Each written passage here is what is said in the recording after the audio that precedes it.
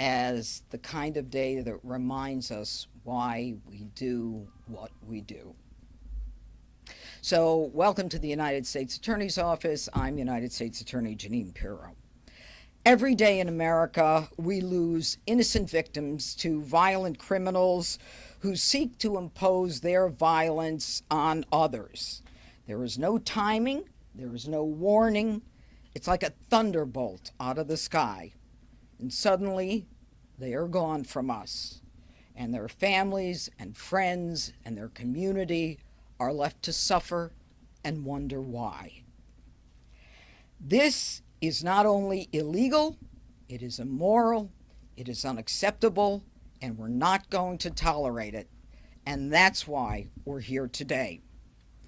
Today, I stand here to address specifically the tragic event that has shaken DC, the senseless, fatal shooting of a 21-year-old intern by the name of Eric Tarpinian-Jachym, who was fatally shot in Northwest DC far too soon on June 30th of 2025.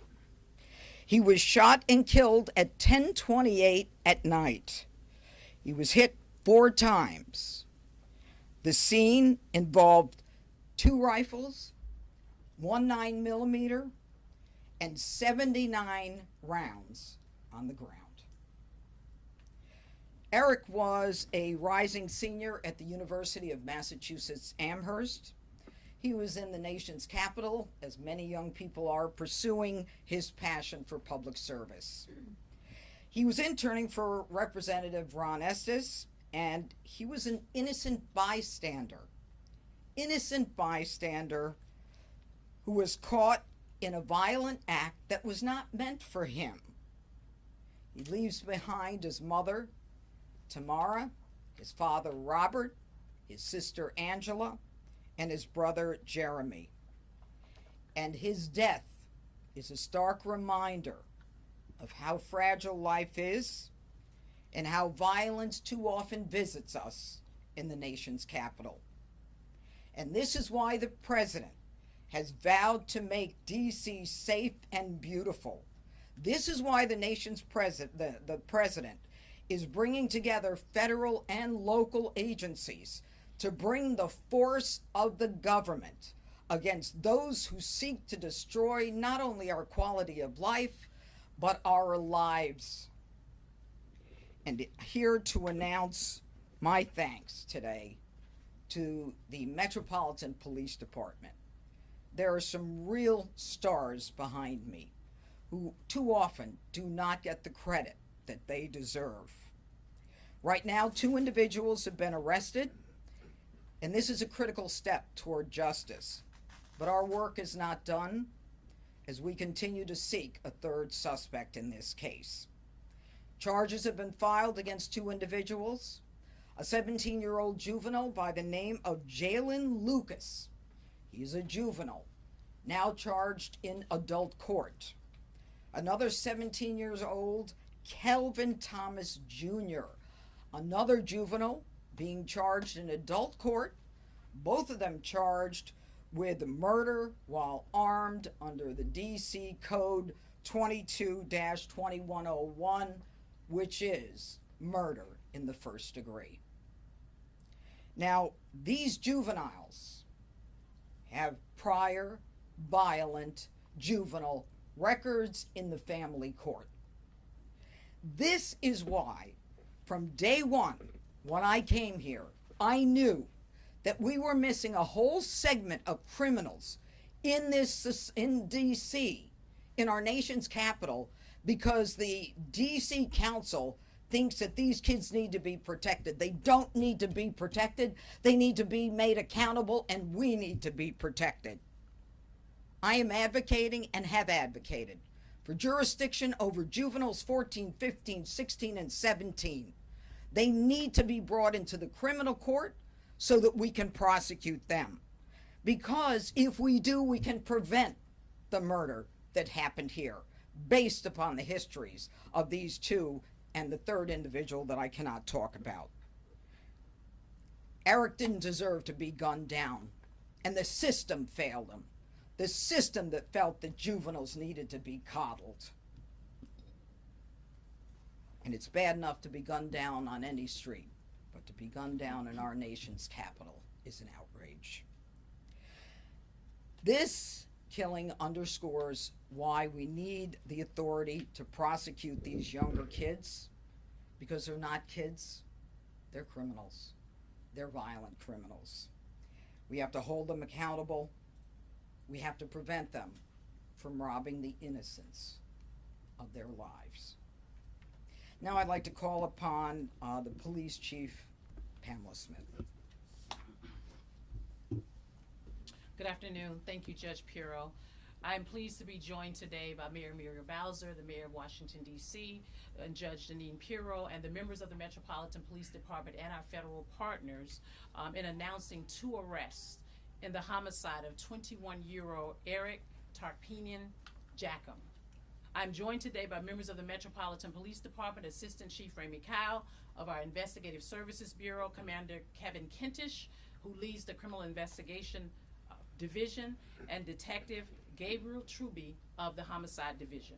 This morning, Judge Pirro and I had the opportunity to speak with Eric's mother, and our thoughts and prayers remain with the family, and we hope news of these 2 arrests, and a 3rd one pending, I'm confident we'll get the 3rd one, gives Eric's loved ones some sense of peace as they continue to grieve a tremendous loss. Eric came to our city with a bright future ahead of him, interning in a role where he served the public on Capitol Hill. He deserved an opportunity to return home safely to his family, but was senselessly taken from his loved ones. From the night of June 30th, our detectives have worked countless hours, gathering evidence that ultimately identified these suspects. I want to thank Homicide Detective Truby and his colleagues at MPD's Homicide Branch for their outstanding work. I could not be more prouder to stand with Detective Truby this afternoon. This was a complex case that required high-level detective work, and that is exactly what our team delivered. This is the level of dedication these detectives pour into every homicide case in our city. I also want to thank the U.S. Attorney's Office and the FBI Washington Field Office for their assistance throughout the investigation, and our partners at the Capital Area Regional Task Force, which we call Cardiff, and the United States Marshal Service for their efforts locating and apprehending these suspects this morning. I hope today's arrest sends a message to individuals who choose to commit violence in our city. If you harm innocent victims in our community, we will hold you accountable. I will now turn it over to Commander Kentish, who will share brief details and facts about the case that he's able to share today. Good afternoon. I am Commander Kentish, Kevin Kentish, with the Commander of the Criminal Investigations Division. This morning, 17-year-old Kelvin Thomas Jr. of Southeast D.C. and 17-year-old Jalen Lucas of Northwest D.C. were placed under arrest by members of the Capital Area Regional Fugitive Task Force and United States Marshals. They were arrested pursuant to a D.C. Superior Court arrest warrant, and they were both charged with first-degree murder while armed, premeditated. Both are being charged as adults in this case under our Title 16. The investigation revealed that around 10:30 p.m. on the night of June 30th, our suspects got out of a vehicle at the intersection of 7th and M Street Northwest. They opened fire in the direction of 2 individuals that were riding a bike southbound in the 1200 block of 7th Street Northwest. One of those individuals, a 16-year-old male, was injured as a result of the shooting. He ultimately survived. 20-year-old Eric Tarpinian-Jachym and an adult female were also struck by gunfire. Neither were the shooter's intended target based on our investigation. Mr. Tarpinian-Jachym was subsequently transported to a local area hospital where he was pronounced deceased. After the shooting, we know that our suspects re-entered a vehicle and fled the scene. Detectives determined that the vehicle had been stolen in Maryland days prior to the homicide. Shortly after the homicide, the vehicle was also recovered unoccupied in Maryland. Over the course of the investigation, detectives spent hundreds of man and woman hours analyzing surveillance video footage around the shooting, in addition to multiple other surveillance video footage in the area. That video footage, along with assistance of community members and analysis of evidence recovered throughout the investigation, ultimately led to the identification of 3 suspects. Once those 3 suspects were identified, we applied for search warrants that were granted that day. Following the identification of our suspects, we then sent our warrants over to Cardiff. During that process, Cardiff, and the United States Marshals were able to identify our suspects and locate them this morning. At this time, detectives believe that the shooting was a result of ongoing neighborhood crew dispute. We are still investigating this case, and ultimately, if you have any additional information, please call 727-9099.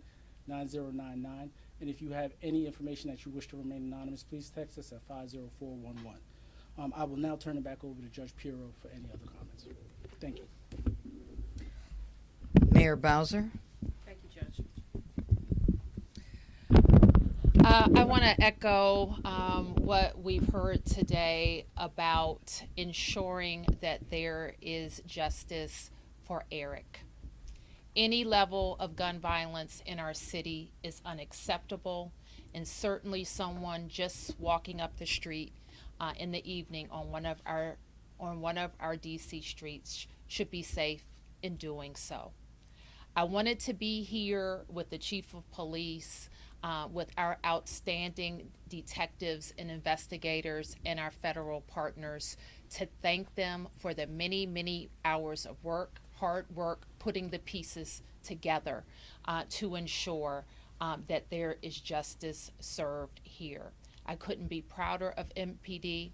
My condolences certainly go out to the family, and I want to thank Judge Pirro for her attention to this, not just through this arrest, but all the way through the prosecution. I didn't mention that the United States Marshal, Gaddy Serralta, is here. Gaddy, you want to say anything? Just Go ahead. the only thing I can say is that the focus of the task force going forward is to catch and arrest and bring to justice the third individual that we're looking for. Thank you. Okay. Judge, you mentioned 2 rifles, and the Justice Department, as we know, has ordered you not to prosecute the crime during that, kind of. If you use a rifle in a crime, we prosecute you. Right, but will it make you harder to? No, nope. You see, the problem with that was not recognizing that you use a rifle or a shotgun in a crime, you are going to be prosecuted. There is no there is no problem going forward with those prosecutions. I'm sorry? What about taking them off the streets? I guess the thrust of my question. Well, the thrust of your question is really not a part of this case. We've got shotguns, actually rifles, and a 9mm. Okay, and we had a shootout. And by the way, there isn't just this one homicide victim. There are 3 other victims. They did not die, and a 4th victim who suffered shattered glass, I believe, on her face. So there are other victims as well in this case. Yes. Judge, and this is also for the mayor. Do you expect that the process that you're advocating for, which is to take more of these juvenile cases, is that something that you require Congress's approval, and do you have the city's or the mayor's support for that? Is my first question on this. Okay. To answer the first, and I'll let the mayor answer the second. Number 1, the DC Council has coddled young criminals for years. They reject mandatory minimums that the law requires. They don't force judges to follow the law. They have something called the youth rehabilitation and the incarceration reduction, as well as record sealing. Everything we do, the DC Council is looking to change to benefit the criminal. To specifically answer your question, we're going to need Congress to change the law. And I believe that if there's any case that calls for it, it is this case that makes it clear that these young punks who are on the street with guns, shooting at each other, killing innocent people, they need to be brought into my system and not in the family court system for rehabilitation, because they've been in that system more than once. And I don't think they've been rehabilitated. Go ahead. Well, I'm not going to comment on any pending legislation, but I will say this. The reason why we're here talking about 17-year-olds being charged as adults is because the U.S. Attorney has that authority for 17-year-olds. And I think I would agree with the judge that cold-blooded murder qualifies as a crime that should have a 17-year-old considered as an adult.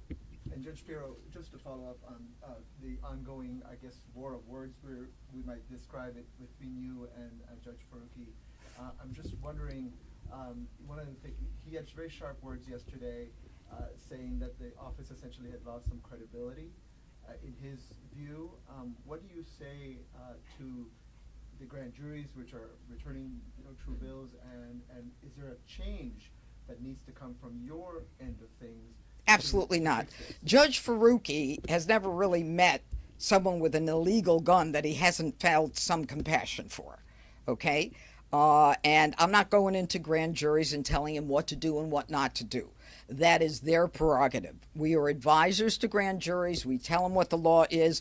We present cases that are clearly based in the evidence, okay? And you and I can go through every case, and I can show you how every element of the crime has been met, and then it's up to the grand jury to make a decision. But as far as I'm concerned, my job as a prosecutor is to bring criminals into court and to try to prove my case beyond a reasonable doubt. I'm not into going back and forth with judges. I was a judge, okay? That's not what I did as a judge. So we need to leave politics out of it. I'll do my job. He should do his job as a judge and leave his politics out of it. That's enough. Yeah. Yes. Just for clarification, the third suspect, are they also a juvenile, and will these suspects face additional charges given their other victims? This case will be presented to the grand jury, and there will be more charges that were added. The other individual, I'm not going to get into identifying his age. I don't want to specify who he is. Is a minor now, He's a teenager. but not a minor.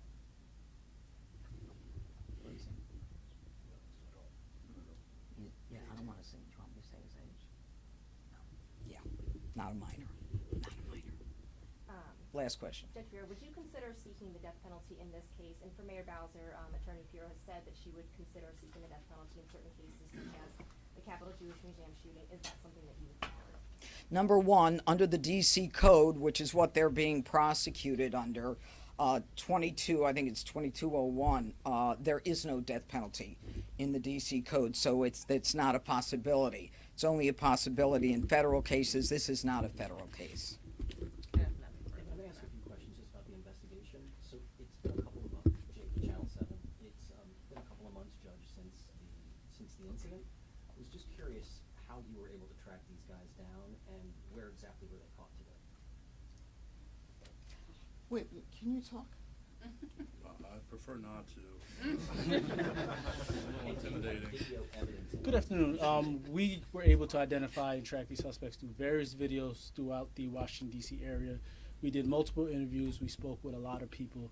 And in reference to this morning, all suspects were apprehended in the District of Columbia. Where? I'm not going to specify exactly where, but they were apprehended in the District of What Columbia. did they do for the past couple of months? Do you have a sense? I don't know. We've been investigating the case. What they've been doing on a day-to-day basis would have to be asked to them. All right. I just want to mention two people. These are two of my homicide prosecutors, the best prosecutors in my office for this kind of case, and I'm very proud of them. They've been working on it day and night. This guy's a superstar, okay? He is a detective. I'm very proud of the work that we're able to do together with our law enforcement partners. This was a real joint effort, and with Phil and the FBI, this is how it's supposed to work, and it did work. Thank you for being here. I have one last question for Chief Smith. Good stuff. We can circle out here. Yeah, Thanks. let's go.